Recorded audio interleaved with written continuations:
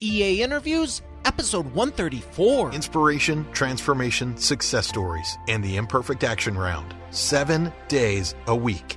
Join Mario Ficini for today's Expert Authority Effect interview. You have a website. Of course you do. It's for your business. You have online presence. You have customers. You have clients. There's all these things. How do you maintain it?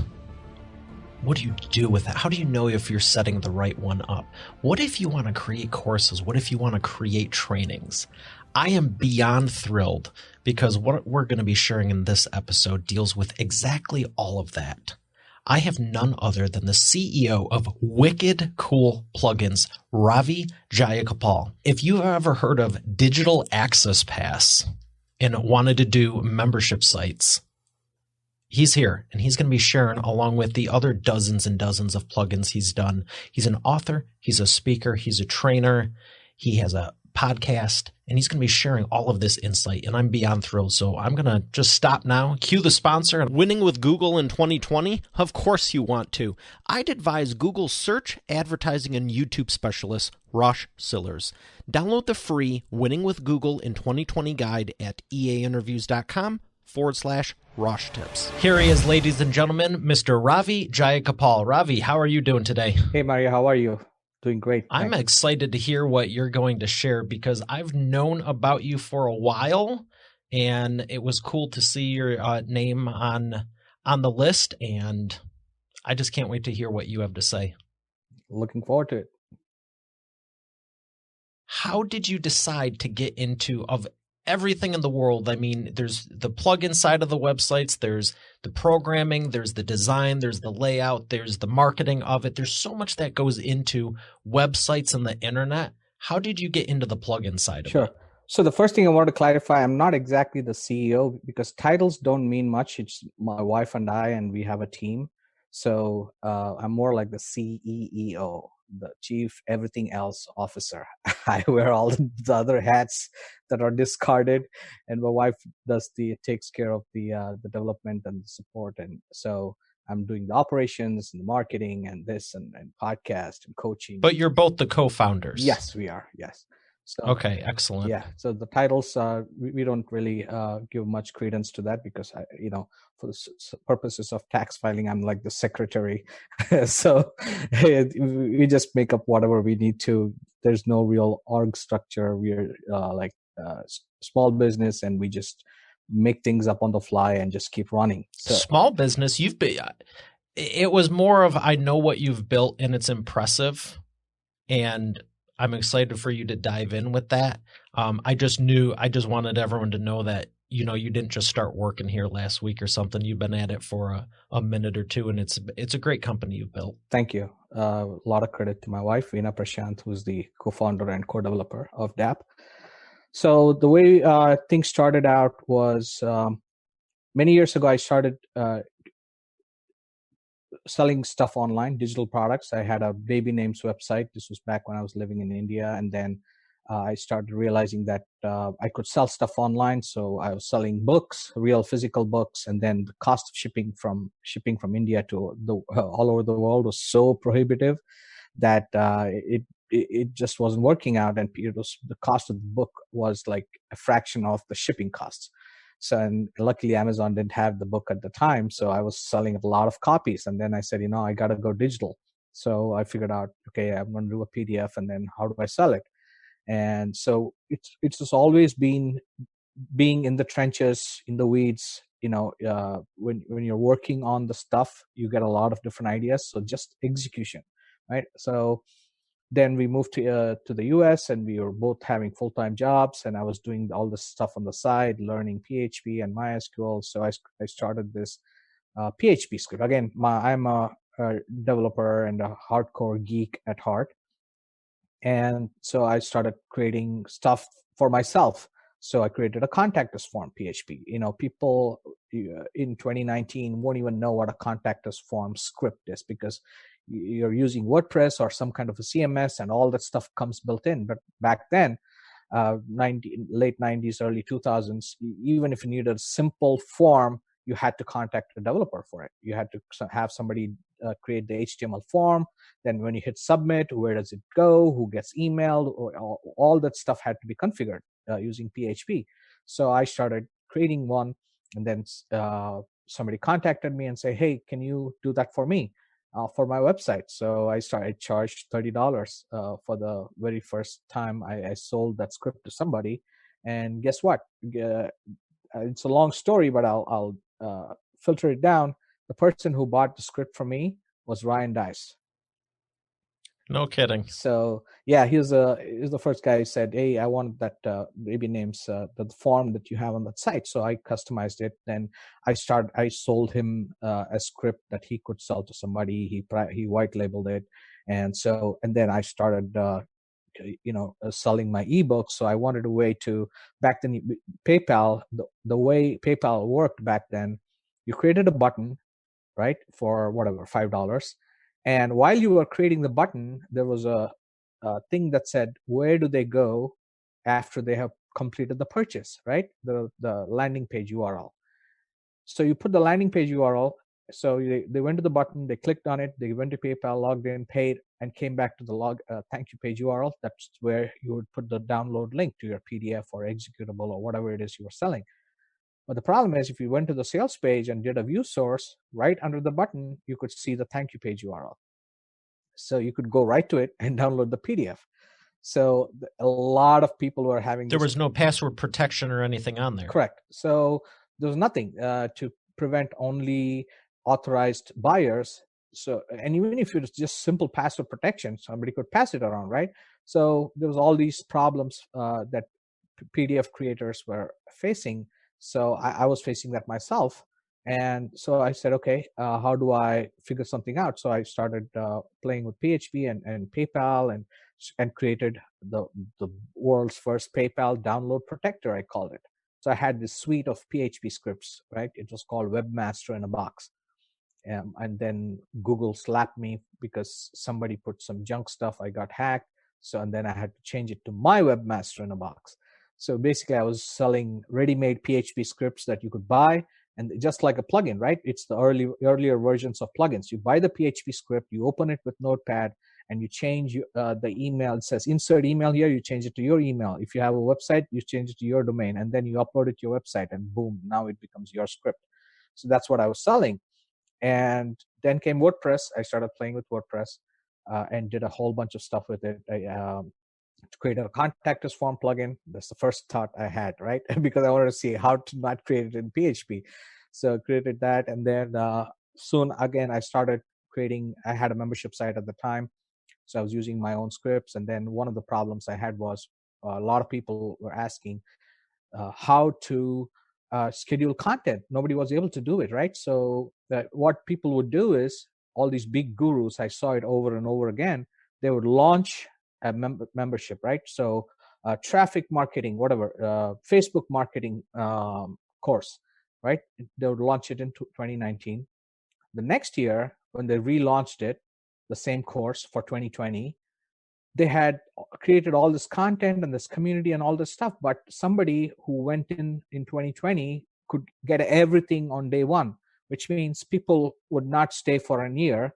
For a year, they would just go there, download everything, read everything, and then ask for a refund. So there was no way to start everything There was over. none of that drip content like there is now. So, and people didn't have the concept of what drip content is. So that's when I actually created content dripping back in 2007. And they said, you know what, you have WordPress, create all this content. And I called it a content responder. So you can create like an autoresponder. You queue up all this content ahead of time, and then you say, okay, this goes out on day one, this becomes available on day 2, this becomes available on day 7 or 14 or however. And they would, even if somebody got the link to it and went there, it would say, sorry, this is not yet available to you. So that's how I came up with the concept. And then we incorporated it into DApp. At the time, we were both working in full-time jobs. So I was doing coding on the side. And then DApp was launched. And we did pretty okay for the first 2-3 months of 2008, the last 3 months when it was launched in October 2008. And then my wife was looking for a better opportunity at the time. She was unhappy at work, and she had hit the proverbial glass ceiling for women at that point. So she quit, and she jumped right into the business. And that year we did, like, I don't know, 2,000% increase in sales and customers and everything. And then that's when we knew that we had something that we could count on. So the following year, I quit and we moved to San Diego, and we've been here ever since 2010. Wow. Congratulations. Thank you. When people come to you with ideas, how do you incorporate them as far as going, this is something we should add into the development, or this is something we should put, how do you discern, is it a short-term game plan, long-term game plan? Because I'm sure you get a lot of, hey, what about this? Can you add that? How do you keep it focused but also growing? Yeah, that's one of the things my wife and I, we pride ourselves with in terms of product development, right? Because we came from technical backgrounds. We're both computer science engineers, and we both worked at Fortune 5, Fortune 10 companies, run big teams of development teams and developers and database people and project managers. So one of our biggest strengths is product development, which means figuring out what are the best features to incorporate into your products. So that comes from various different things. Like one of the things I believe in is minimum viable product. So I call it minimum viable everything. So whether it's minimum viable podcast, minimum viable book, Kindle book, like you don't have to write a 500-page book. You can write a 20-page Kindle book, that epic stuff that helps a reader do one thing really, really well and gives them instant gratification and instant results and quick execution. So same way, when we launched DAP, one of my focuses was it has to have certain features, but not everything. So we said, okay, it needs to have PayPal integration. And back then, ClickBank was there. So ClickBank integration. And there was this huge shopping cart back in the day called One Shopping Cart. So that had to be happened. So we had like 2 or 3 we picked for the payment processors. And another thing I was very insistent on is that it has to have a built-in affiliate module.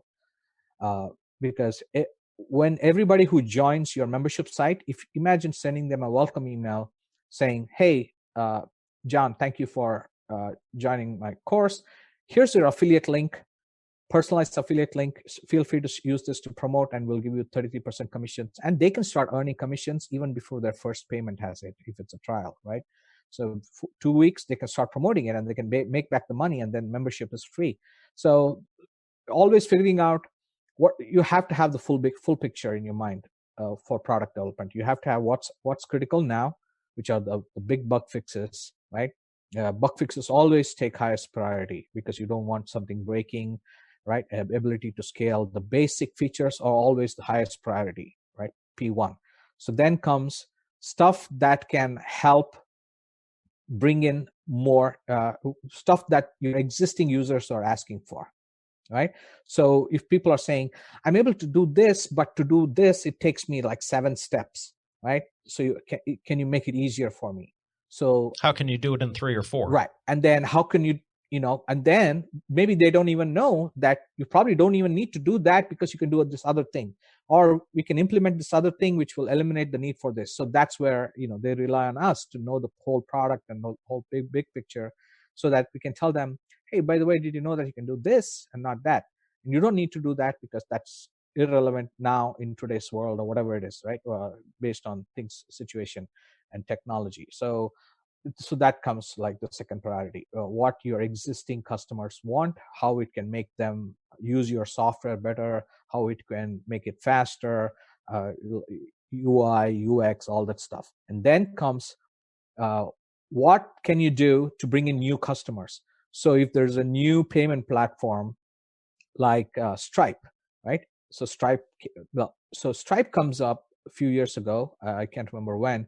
And everybody's like, Stripe. So once you know that something is gaining ground, you want to get in first. You don't want to wait till all your competitors, everybody has implemented it. So you have to kind of take a chance to say, okay, Stripe looks like it's going to take off. right? There were like 15 payment processors that came in at the time, but you cannot do it for all of them. So you have to kind of like pick a winning horse, kind of, so to speak, right? So Authorize.net, Stripe, PayPal, ClickBank, so all these things. So you constantly have to keep your fingers on the pulse of your market, of your niche. You have to be able to talk to your customers, and it helps if you're doing that stuff yourself, because a lot of software developers, what I'll see is they will uh, implement based on what others are saying, but they're not using their own software. They'll use it to test it and stuff, but they're not in the weeds, like really using your eating your dog food just doesn't mean that taking a little bite and saying it's not bad, right? It's like, I'm eating this dog food for breakfast, lunch, and dinner, and I wish I could do this, and it makes me thirsty or whatever. So you have to be living it in the weeds, and be in the thick of things to really experience their pain. And for that, you have to you cannot just use it as a test case. I'll just put up a test website. I'll just do if like a membership site. You have to have a real live membership site where people are paying and using your own software. Only then you will see. Oh, so it sounds like you're highly suggesting to always do a beta launch before you do a full launch. Absolutely. We never do a public launch, especially, I was going to do one of the podcast episodes I have coming up is what you can learn from a programmer, right? Lessons you can learn from a programmer, which is doing a beta launch. Never launch it live, right? And do a slow launch. Don't have to launch to everybody at the same time. And you find your early beta users, give them benefits, give them free stuff, allow them to test it, make them use it. So launch with the minimum viable product so that they're not holding on till something else comes up. So your product has to be usable from day one, even if it's the smallest version of your product, right? So it has to let them do something. So if you want to launch, like a membership software, for example, it has to have at least one payment processor, which is one of the more popular ones, right? So launch with at least PayPal and make it usable so that somebody can come pay and get access to the content. So those are the bare minimum requirements, right? Then you can add all this content dripping and affiliate modules and email broadcast, blah blah blah. So you have to layered development, phase development, launch in phases, and constantly. Then in programming lingo, there's something called waterfall method of development, which is a client comes to you and tells you, hey, I want this. And then the team goes away, comes back 1 year later and says, hey, here, look at what we developed. And the client goes, this is not what I wanted.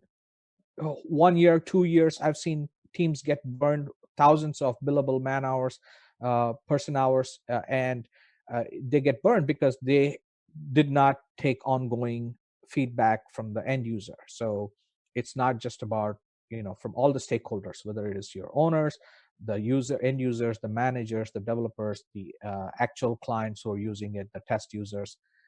So everybody has to be able to give you feedback, and there's a whole bunch of development terminology for that.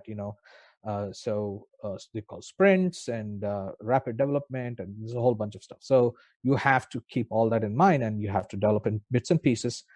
Make sure that every piece you add is usable on its own, without having to wait for 7 other pieces before it can work. And if you say, okay, all these 10 pieces have to be developed before this one thing can be used, then you push that to the back burner, and then you have to, those are the calls you have to make. And then you have to say, okay. It sounds like that was a huge part of your success developing digital access. Yeah, absolutely. Product development was absolutely critical, because a lot of the our competitors were either marketers who just hired somebody to do they said, this is what I want, and they had a bunch of developers overseas or whatever. So for us, the unique selling proposition was, we are the developers and we are the marketers, and we are the ones doing the product development, and we are the ones. You were right in there from day one the whole way, and you still are. Yes, absolutely. I mean, now I'm slowly cutting back because my wife and her team has taken over the day-to-day development and support, and I'm not involved in that. But it's also established. It's been over 10 years. Oh yeah, it's 12 years now. So 2008. Wow, congrats on that. Yeah. Who would you say DAP is best designed for? It is for any WordPress user who wants to monetize their content. So if you're using WordPress, which is critical, right? Because it's a WordPress plugin, so you have to be using WordPress. And now a lot of people will create videos, audio, PDF, Excel spreadsheets, and some might want to sell images. Some might want to sell just audio files. Some might have a podcast that they want to make a premium podcast where only paid members can access the podcast. So it's not on iTunes, Apple Podcasts, or Spotify. So monetizing their expertise and assets with WordPress. Correct. So you have a website and you have. Does DAP work with anything but WordPress? It used to work with plain HTML, PHP sites, but WordPress has become so advanced, and all of our plugins are not, WordPress only. So it doesn't make sense to. So we don't support regular websites anymore, and it won't work on like Squarespace or ClickFunnels or anything. In fact, we have people who are using ClickFunnels. They will do their stuff and their funnel stuff in ClickFunnels, and then it talks back to a WordPress site where DAP is. And DAP has way of connecting with Zapier, and it has a whole bunch of integrations. Oh, interesting. Sites. So you can still use other systems, and then you hook it up with DAP using Zapier, or DAP has its own APIs that you can connect with, and then you bring the data in here. Now you have everything in one place. So you can have 10 ClickFunnels funnels, but you're bringing everybody into one place in WordPress, and now you have the full control, right? You have DAP, which is a WordPress plugin. So it's all on your site. The users are on your site. The payments are on your site because you use your own PayPal account, your own Stripe account. But when you use a third-party system, Patreon or any of that stuff, right? So you're basically putting all your eggs in their basket, which is a scary thought. So that's one of the things I recommend. Always make sure, no matter the content can be recreated, the videos you already have on your computer before uploading it, the audio is on your computer or your assistant or your developer's computer. All the content is easy to move from a third-party system to yours. One thing you cannot move is the payment, billing information, billing profiles. So if you're selling subscriptions and you have your monthly payments coming in through Patreon or Udemy, right? All the payments are going into their system, their PayPal account, their Stripe account, their credit card account. They're paying you. If you leave overnight, you lose all of your income. You can, unless you have to ask everybody, hey, cancel your subscription over there and come back here and re-sign up, and that's a death knell. That's a good expert authority insight you're sharing, because so many people that ask me stuff, whether I'm presenting or working one-on-one with them, they think it's with the technology. And if there's one thing I've learned working with my team, it's you can pretty much do anything with enough time and enough budget. The bigger issue is, I was having this conversation earlier with someone going, well, why do you think they're still doing this? And I go, I don't think it's the technology. It's people's behaviors and habits.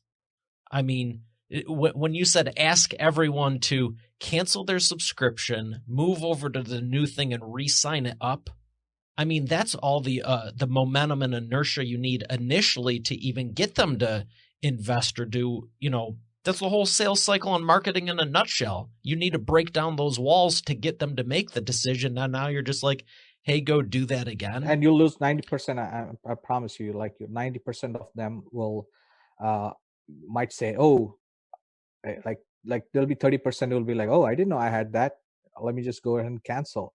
It's like sending people an email and saying, hey, if you no longer want to be on this list, if you want to be on this list, let me know. If not, you'll be gone, right? Most people will be like, whatever, and they'll be gone. So if you want people to move, it's very hard because their credit card stuff might have changed. They may no longer have that, they may be using PayPal.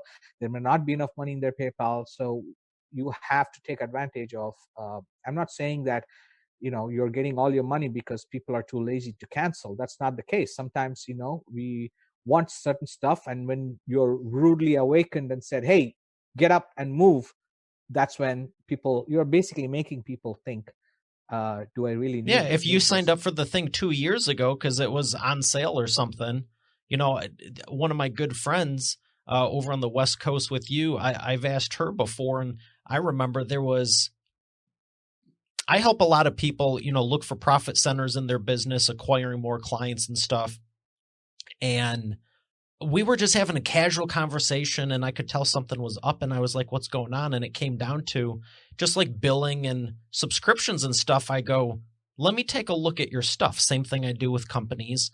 And there was like 16 or 17 subscriptions she was signed up for. And I was like, after, reviewing the finances and business, I was like, and it was saving her thousands a month. And she's like, well, let me think about it. Well, I went in and just started calling the people and started canceling stuff for her. And like 3 weeks later, she was like, oh my gosh, there's like all this extra money in my account. I'm like, yeah, that's profit you were throwing away. To your point of, you may have not looked at anything in 12 months. Right. And you may have not used it. But for the people who do want to use it, make it easy for them. Don't make me jump through 15 hoops for something I need to use. Right. Tell me, with all the people, you don't need to give the exact number, but I'm sure it's larger than I think, of all the people that are using DAP or have, because I can think of hundreds of people that have mentioned it to me. What is one or two of your biggest success stories that you can think of? See, we are not a hosted system like ClickFunnels, right? Or when you have the data on your site, you can say Patreon can say we process $20 million a month in billing, right? We don't have, everything is on people's websites.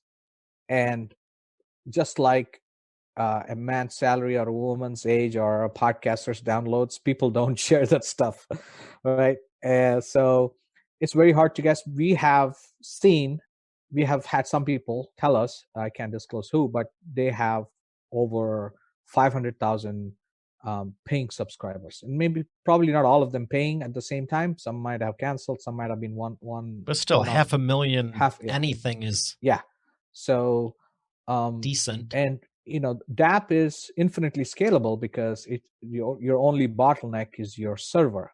So MySQL, which is the database platform we use, can have 1 terabyte of data or whatever. It's like hundreds of millions of rows of data, and your hard disk on your server is just based on that's all only a terabyte of databases.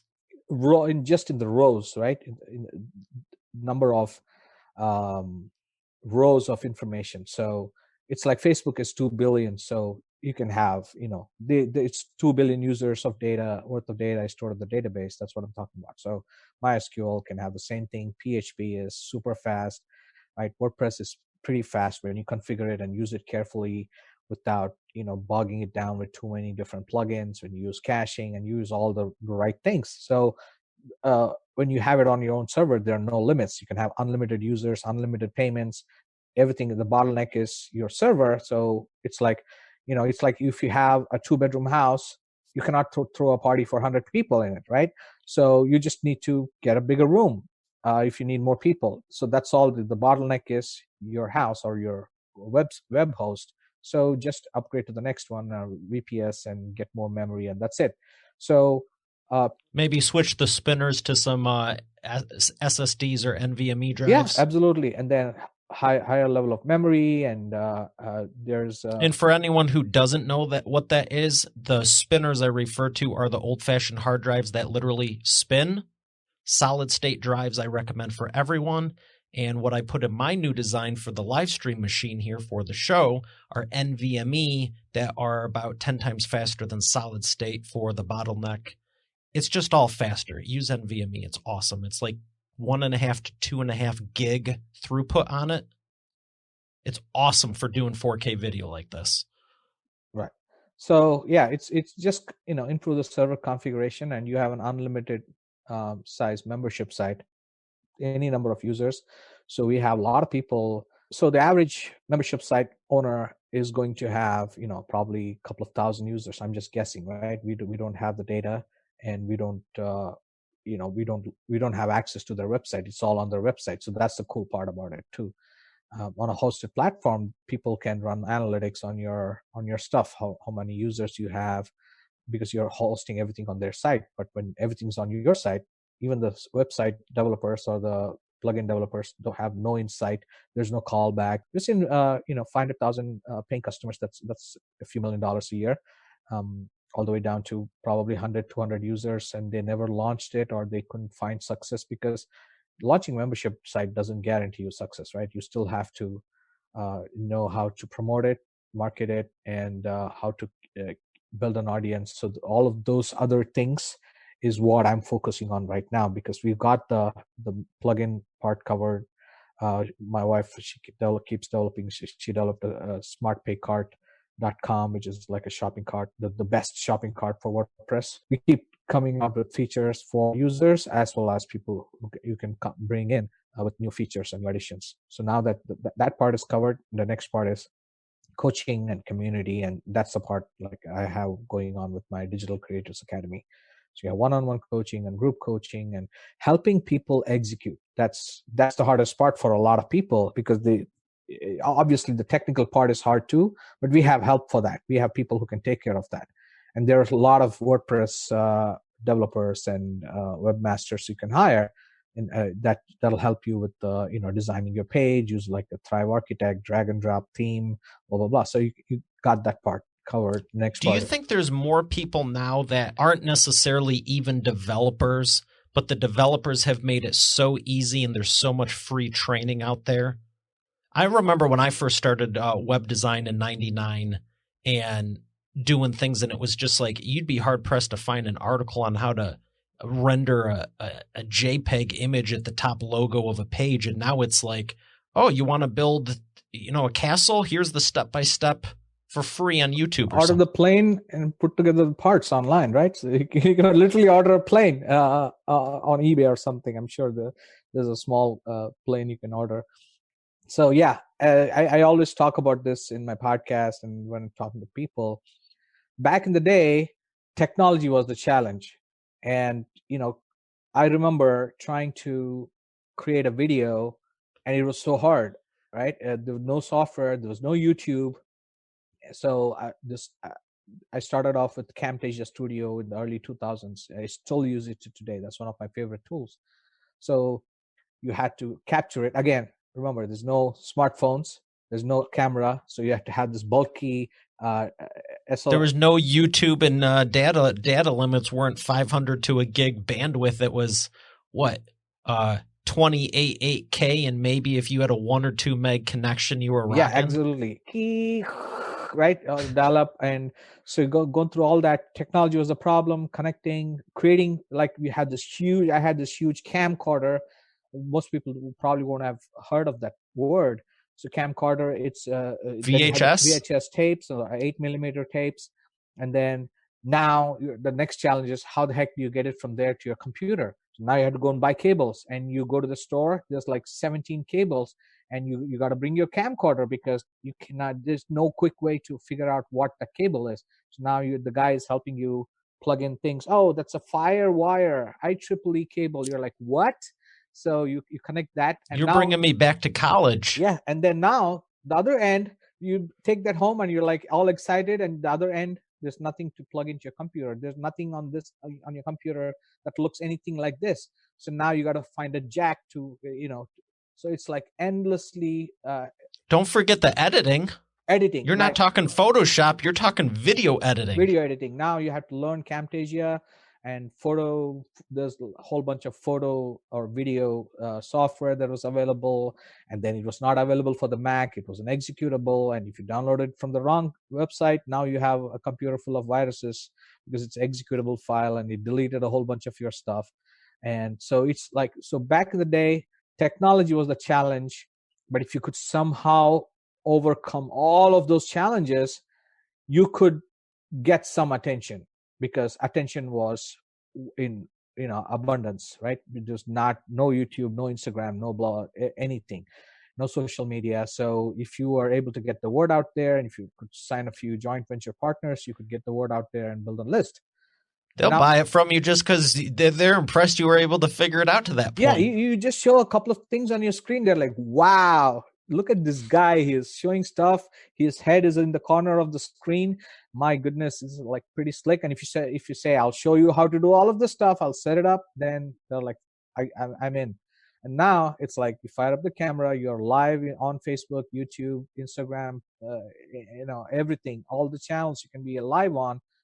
People don't, absolutely no hurdles, but that's the problem. There are no hurdles to anything. Why live stream when you can do a free conference call over the phone? Exactly. A Zoom is free, right? GoToMeeting. I remember when I signed up for GoToMeeting back in the day, we were paying $5,000 a year, and it came to 1,000, and it came to 500 and 200. Now it's like $12 a month, right? You can sign up 150 people on your phone call.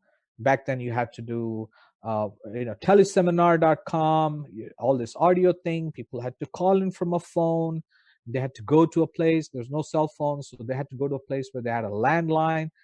So many things. So it's always one thing or the other. So back in the day, technology was super hard. Attention was in abundance. Right now, what's the bottleneck now? Oh, attention, right? So everybody is an expert. I jokingly talk about this on my podcast. Seth Godin ruined the internet by writing a book called Everybody's an Expert, right? So yeah, everybody thinks they're an expert. Every 19-year-old is a life coach, and then the people who are overweight are fitness coaches, or they just lost weight for like 3 months and now they're like a fitness guru, right? So everybody's trying to. There's a lot of fake stuff, a lot of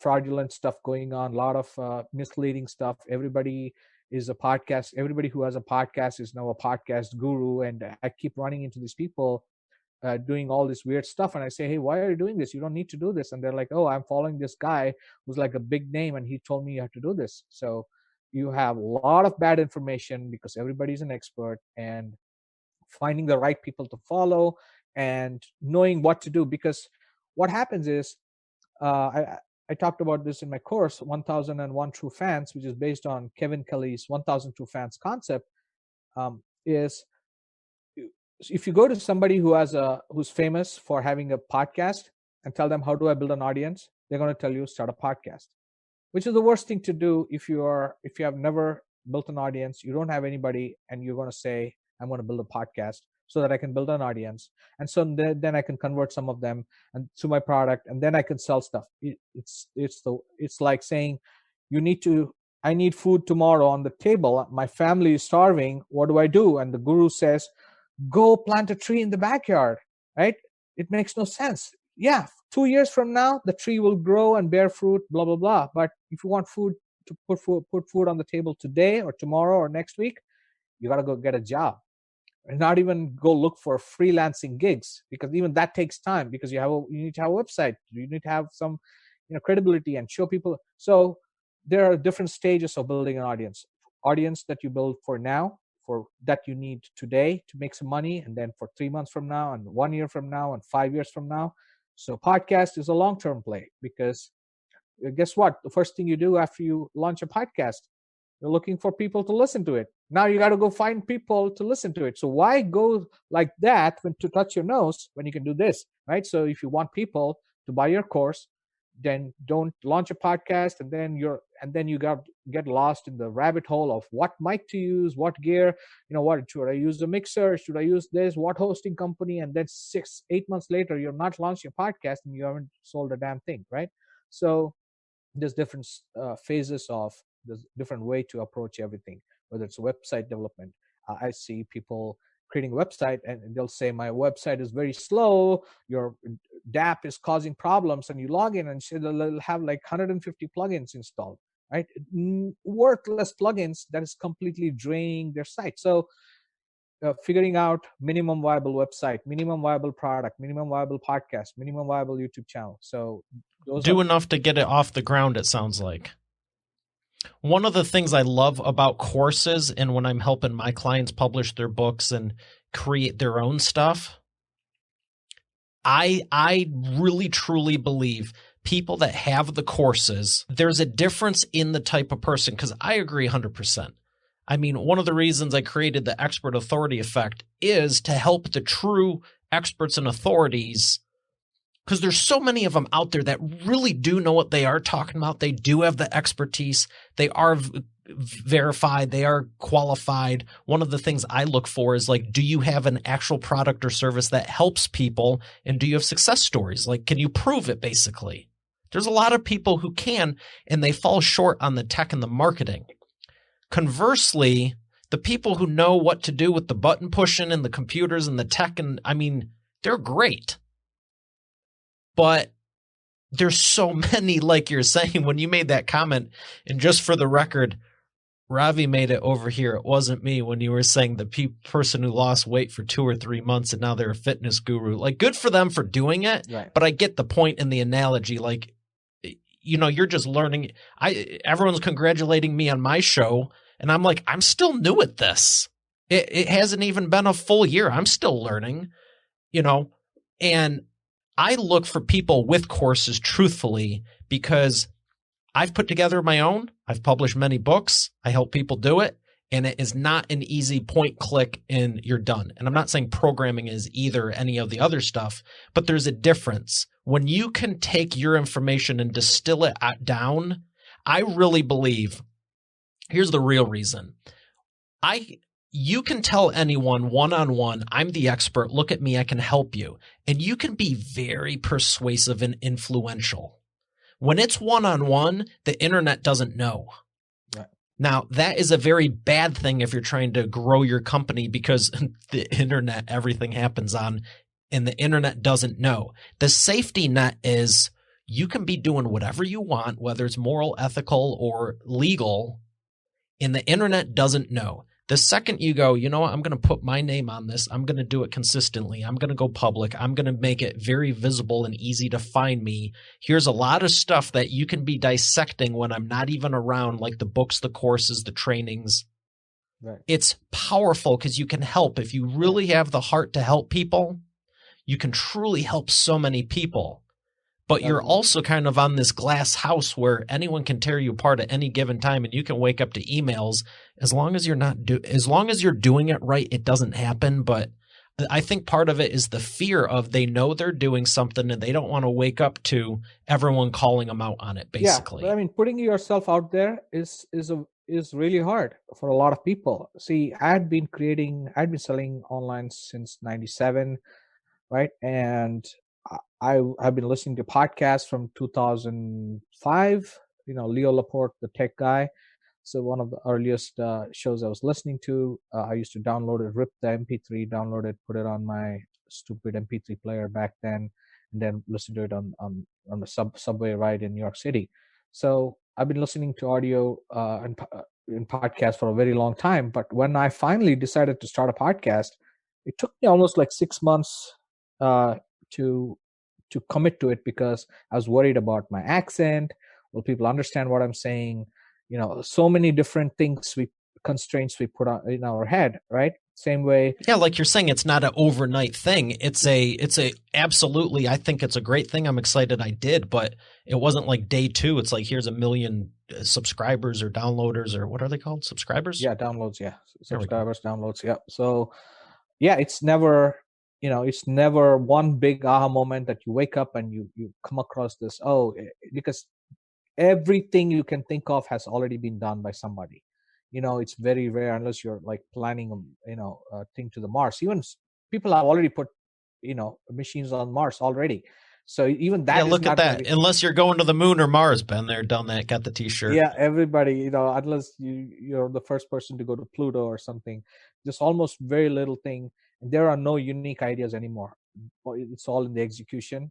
And 1,000 people, that's the beauty of the law of diminishing returns is, 100 people can have the same idea, right? Only 10% would actually do something about it. So there's 10 people, and out of those 10 people, only like 3 people will see to completion, right? And then once it's completed, only 1 will keep going to promote it. So it's like always coming down. So you never have to worry that, this race is starting off with like 100 people. I'm like, oh my God, how am I going to survive? So if you just keep if you just stay the course, you will be one of the few last people standing, because distraction, social media, and not having the right priorities, people are gonna drop off, like the the Boston Marathon or whatever. So you start, so many people start, but after a while you see only a few people running. Obviously, in that case, the fitness, I would never make it past like maybe 5 miles. So I know what it takes, right, to do, because the planning, the development, whether it's a course or, and keeping it simple, minimum viable product, and then launching it, creating the sales copy, putting the videos, creating the videos, coming up with the script for the sales video, not to sound too salesy, how to sell it, how to position it. There's so many things you have to get right to go from start to finish, unless you already have a team. And most people starting out will not have a team, and they'll not be able to afford a team. So that's where some of my And products now and you're back services. to sales anyhow, because you're not going to have a team unless you can sell. Correct. You can sell or monetize it or do something, because right, execution. So every step of the way, what software do I use to do this? Where do I store this? How do I get it here? How do I promote this to my audience? Does my video look okay? Right? You need guidance at every step of the of the process. To to tell people, use this is the kind of mic you should use for this kind of purpose, or this is the kind of lighting you should have, or whatever. So, and use this software to do the editing. And when you do it, make sure you do it in a horizontal, so you can use it on maximum number of platforms. And even on the vertical platforms, you can use the horizontal video. You can add stuff at the top and bottom. So there's like repurposing content. There's so many little things. And you always wish that, there was this one friend you had who would like, hey, what TV did you suggest buying? Right? I have my brother-in-law who's like a home electronics geek, right? So he's always doing research. So, or my other friend who's into cars. So you always have this one person who knows about a specific thing. You can ask, hey, what is the best surround sound speaker for the house? Right? Because that guy, that guy has been spent like last 2 years of his life researching that, and he bought the best one available. So you just say, oh, what did you buy? Okay, I'll get that. So, but if you take too long, there's a new one. If it's 2 years later, it's no longer the best. Right. So there are always these obsessive people in your life who are keeping up to date with all the things. So I'm that guy when it comes to online marketing and tech, and especially tech. I'm not the type of guru who says I'll help you scale from or 0 to 8 figures. Right. I'm not in that niche. I'm in the niche of whatever you need to execute, that I can help you with, whether it is making. But that's the key to it. That's the building block and the basis of all of it. And I like what you were saying about repurpose, and shout out to Hanny, because yep, repurpose.io. If you check out episode 84, I had him on, and I love his software. Use it for my show. Fantastic. And that's the thing, is like you're talking about that minimum viable product. I'm always thinking in the terms of leverage and speed. How many ways can I take this episode and make it easier for you to promote, easier for my team to promote, easier for me to promote? What can we do with it? If we're going to commit and do it the right way, let's just go all in and do it the absolute right way. And it boggles my mind when people are going, well, I want like a good mic, but not the best one. And I kind of want to do it like this. I want this end result, but I want, like, they're wishy-washy, like halfway through. It's like, I want the end product of doing this 7 days a week, but I only want to do it one. Right. Like, you want to win the race, but you want to use a tricycle to get there. Right. Or people go the other direction. I had somebody reach out to me to buy one of my podcast related products. And he was like, Ravi, I have everything ready. I'm ready to go. I bought the Heil PR40, like $500 mic. We bought a mixer. He doesn't know how to use any of it. Right. He bought a mixer. He went and got some expensive lights and all this background and whole bunch of stuff, like $2,000 to $3,000 spent. Doesn't have a podcast, has never created anything before. Has not. I said, you could have bought a $65 ATR 2100 if you're going to do a solo show. And you can sit in front of your computer, $100 webcam. Boom. Was he even looking to live stream it or anything? No, why would you need the lights? I don't know. He's like, people, plan for the next 20 years of their life, then you can just do what you need right now, right? It's like just in time. learning. One of the best questions I've got, because I'm all about the expensive high LPR 40 over here. I think it sounds great, and I love the gold and black on it. Absolutely. But there's so many people going, all right, I got this $60 microphone, and they're spending $500 on acoustical foam to pad a room. They live in a subway. They live near a subway. It's just like, how about just don't record there, or you know what I mean? It's like, don't take a bad, I'm not saying the $60 mic is bad. I should have said the $20 mic, but it's like they won't invest in the mic, but they'll spend $800 on room padding. And I'm like, do you want to live in a padded room, or what's the deal here? Right. Or they'll go and purchase a course about promoting their podcast for $2,000 where you could have used that to run ads. How many episodes you got? And run ads. 5, they're all 8? They're like, oh, I got to do a big launch. This was recently, it happened like 2 days ago. The person says, hey, randomly out of nowhere, random acquaintance on Facebook, hey, can you please leave a rating and a review for my podcast? And I said, you do know that, only 60% of people use Apple Podcasts, 40% are using Spotify and Google Podcasts and Overcast app. So your rating and a review on Apple Podcasts is not going to show to them. All right. They can't even see it. And most people today are not listening to podcasts based on how many reviews they got, right? Nobody's searching for reviews anymore. The only place reviews matter is Amazon, right? Or, one of these review sites where you're researching how many other people left a review and how high the reviews are. Podcasts is almost always comes from a trusted source. They look for something, they're passionate about something. Like I'm into basketball. I've subscribed to like 15 basketball shows, NBA shows, right? Like movie recommendations. Yeah, exactly. So I'm not I'm not subscribing only to podcasts. I'm not going to Apple Podcasts and searching how many reviews does this podcast have and then subscribing. It's like, if it has, NBA and basketball, and if I look at the title and it's reasonable title, and if as long as the latest episode is within the last month or so, I'm done. I'm in. Unless it's like 3 years ago, then I know it's inactive. But so people are not looking. So I told him, maybe it's still good though. Yeah, but no, it could still be a good episode. Yeah, the problem is with sports, it doesn't work like that. With other things, it might work, right? Like with my digital marketing podcast, some of the things might work, the concepts and strategies. But if I'm talking about YouTube in a specific way and what happened in YouTube recently and how they're saying we'll delete your account if it's not latest episode 2016 changes, right? So it's not going to be relevant. So it depends on the show, but in sports especially, if the people you're talking about may not even be in the NBA anymore, leave alone on the same teams.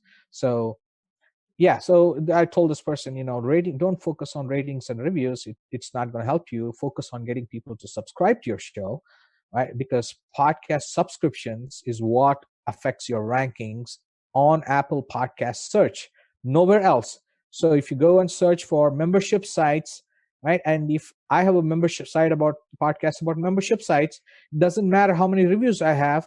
If the word membership sites doesn't appear in my title, and if my site says recurring revenue Ravi or something like that, it doesn't matter. It's not going to show up. I can have 1,000 reviews and you have 1 review or 0 reviews, and your podcast is membership site mastery.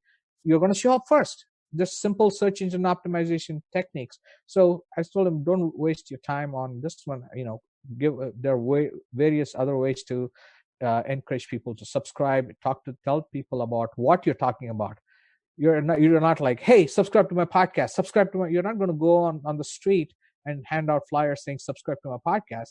You're going to say, hey, I talk about these things. I'm an NBA show. Do you listen to NBA? Right? You have to go after the topic. So you can go on the street and say, if you're doing that obnoxious thing, I'm just giving an example. Hey, do you listen to the NBA? Hey, you're wearing a Miami Heat t-shirt or a Los Angeles Lakers t-shirt. Do you listen? You should listen to the podcast. So you go after people who are interested in your niche, not just approach strangers and say, review my podcast or rating. It doesn't matter. Don't throw mud against the wall and hope something sticks. Yeah, and it doesn't matter at all. It's been proven over and over again. Apple Podcast rankings have very, very minuscule 0.001% to do with ratings and reviews. So it's a wasted call to action.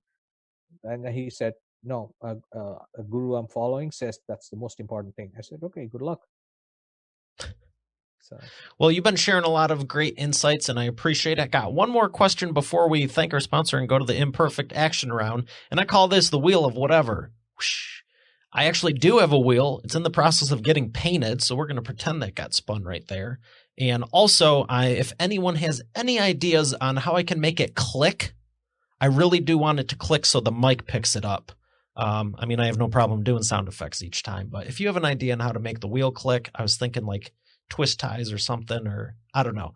I do have a wheel. It's on the show, and I'm excited about it. So this is the wheel of whatever. And my question for you, since you've made reference to sports, okay, who is your favorite sports athlete, and would you rather have lunch or dinner with them, and why? Oh, LeBron James is my favorite athlete of all time. Why is that? Because I'm a huge NBA fan. I've been watching NBA for a very long time, and when he first came into the league with a lot of hype, I cautiously started following him, and nobody has ever, maybe Tiger Woods and LeBron, only two athletes who came in with extreme pressure. They were prodigies when they were 14 years old. And every day they said, this guy's going to be the greatest. This guy's going to be the greatest. And nobody can handle pressure like that from your 12, 13, 14 years old. And they came in to the sport and they dominated, and everybody's like, it's beginner's luck. Then they're like, you watch him next year, he'll tank. They're waiting, constant criticism, hatred, blah, blah, blah. And every day, every game, he comes in and exceeds expectation. That's very hard to do with anything, right? Whether you're manufacturing cars or software. Imagine every single release or every single product you put out is just blowing people away every day. You can't do that, and the way he plays and, his style of play, unselfish, passing, all that stuff. So, yeah, he does have his, so we almost like, once you become such a big fan of somebody, you start apologizing for them. So if there are any weaknesses in their game, you say, you know what, he's going to get better. Don't worry about it. So you kind of like become like, take on a brother or child or a parent role and say, okay, you know what, you're going to give them the benefit of doubt. That's how it's always like. Republicans are always going to be Republicans. Democrats are always going to be Democrats, right? So very few people are independent. So like that, once you are in with somebody, you defend them to death. What about the lunch or dinner? Oh, it doesn't matter. I would rather have lunch and then hang out with him for the rest of the day, because if it's dinner, then he eats and goes home. I don't get to hang out with him. So definitely lunch. Okay. Well, excellent. We're going to thank our sponsor and come back for the imperfect action round. Winning with Google in 2020? I have no doubt you want to for your business, but who do you trust and where do you start? I'd advise Rosh Sillars. Not only was he episode 22's featured VIP guest, but he's also a Google specialist with search, advertising, and YouTube.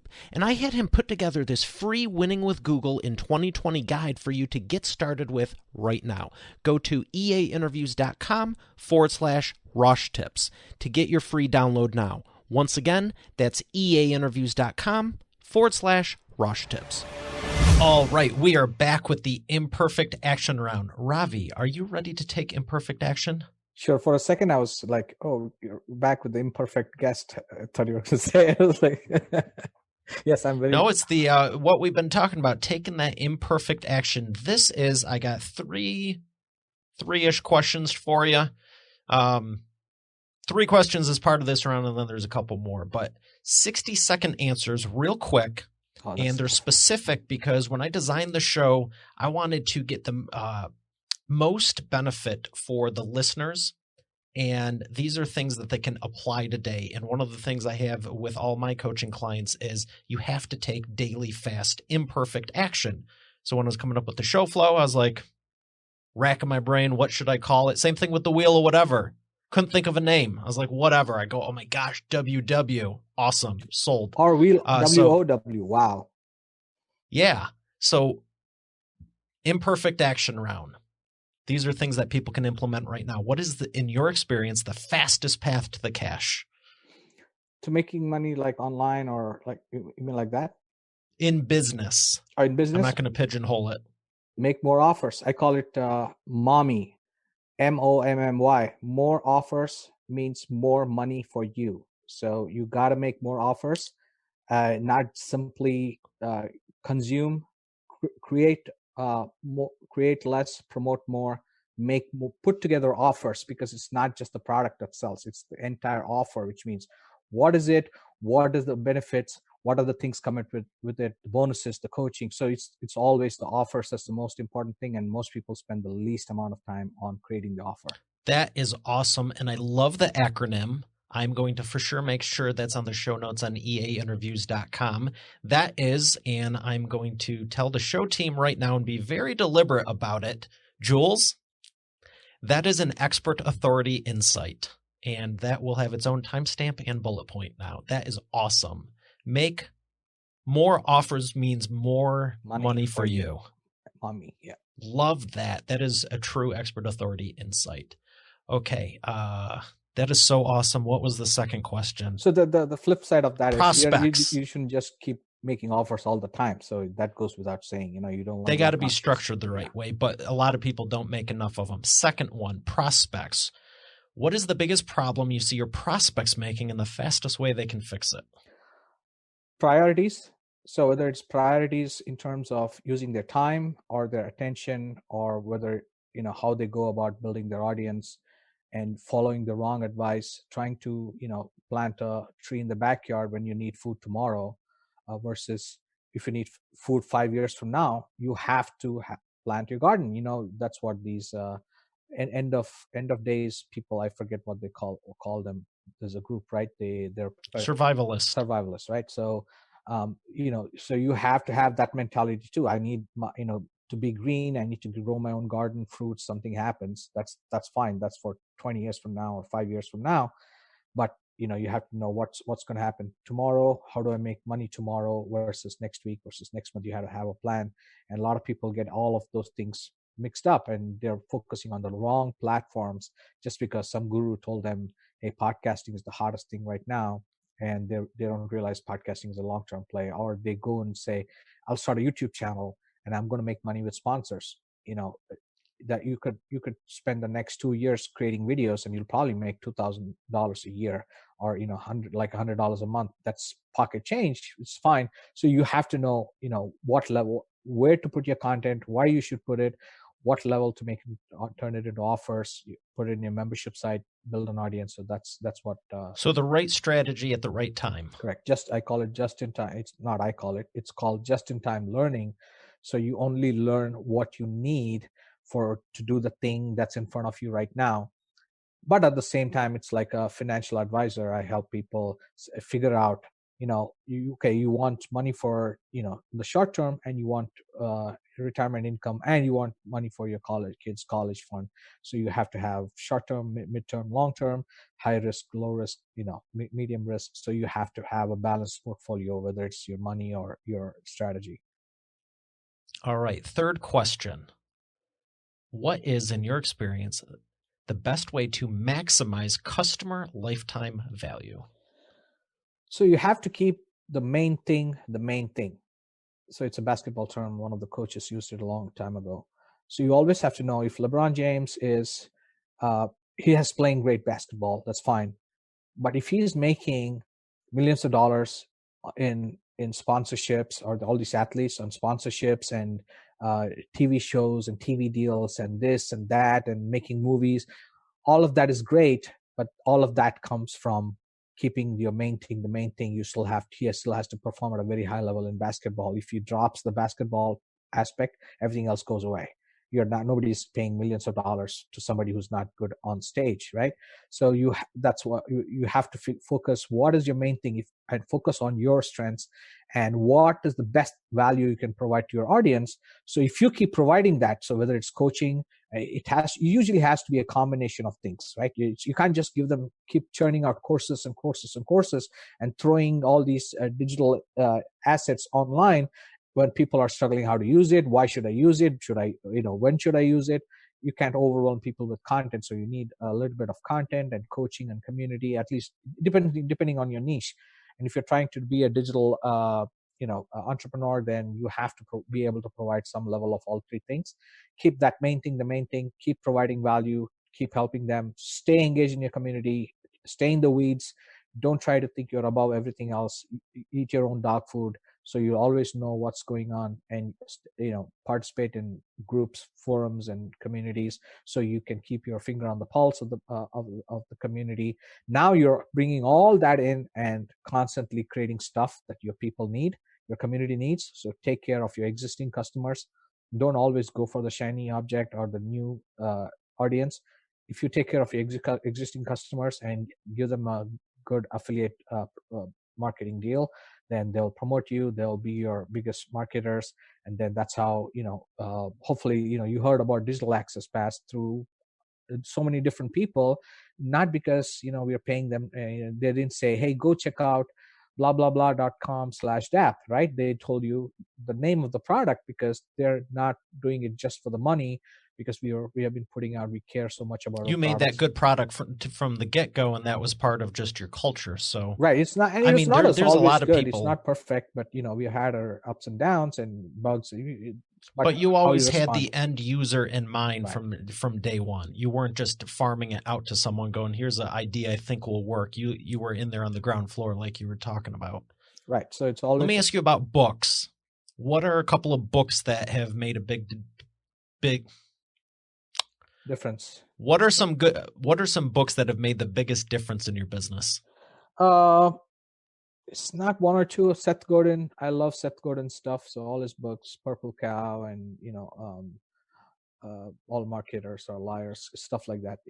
Anything that has to do with, and then some of the books like Outliers, and some business books. And one of those things was called Predictably Irrational by Dan Ariely, I believe. He's an Israeli author. He talks about how simple things like if you give somebody a piece of chocolate, then how they respond versus saying, putting a price on it, hey, this is only 25 cents, or then saying this is free and this is 25 cents. So all these psychological experiments he did on people, and then offering like the pricing table structures. So if you offer only one option, a lot of people, a certain percentage of people didn't pick it. You have two options, then a little more people picked it. Now you have three options, but the third option is the same price as the two option, but has more. So it's like digital product is $5, book is $10, get both for only $10. Now, like majority of the people picked the third option because it had both. But if you just did the two options, they didn't pick the $10, even though it's the same cost. So they felt like, so that's a fantastic book, Predictably Irrational. And I like that. Yeah. That's a great example also. It has been an absolute pleasure. Where can people learn more about you? You go to subscribeme.fm. That's my name of my podcast as well. So if you're wherever you listen to podcasts, Spotify, just search for subscribeme.fm as one word, and you should find my show. And the website is also there. There you'll find all the links to my websites and my products and services, about me. So everything is there at subscribeme.fm. I've written my 6 books. All of them linked there, my software, products, everything. My podcast, there's a beautiful player at the top. You can listen to my podcast right there. So it's all at subscribeme.fm. Excellent. Well, Ravi, it's been an absolute pleasure, and I appreciate you for sharing with Expert Authority World. Hey, thank you, Mario. Thank you so much for having me. I appreciate it. I hope your listeners found this of value.